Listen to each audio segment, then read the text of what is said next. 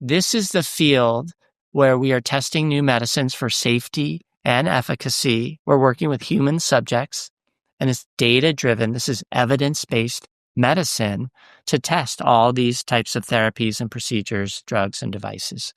The field is difficult to enter, and that's why Othniel enrolled in our program, and that's what it's going to take. We've helped over 1,500 people over the years move into the field and advance, and this is something that's a specialty of healthcare. It has its own language, and for that reason, you really need some specialization, some special training.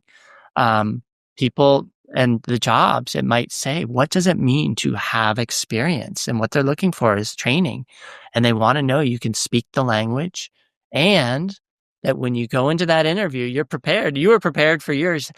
How many did you worked with one of our mentors and they prepped you for your interview? Is that right, Othniel? Yeah, Chanel, she did. Yeah. Fantastic. That's great. And you said you worked with Lauren, you worked with Janelle, and we talked about some of these roles. Some are patient facing, like CRC.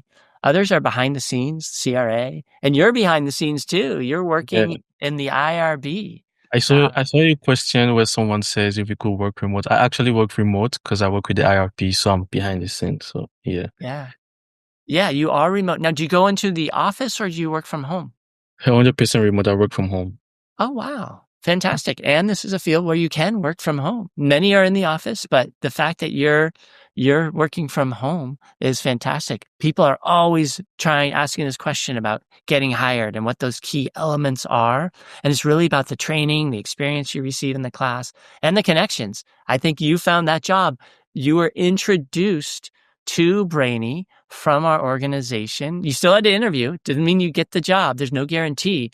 But boy, you were prepared for that and you did great. And having that extra support really, really makes the difference. The future of this field is so bright. We're looking for a really diverse workforce, and it's an exciting place to be. Where is the industry headed?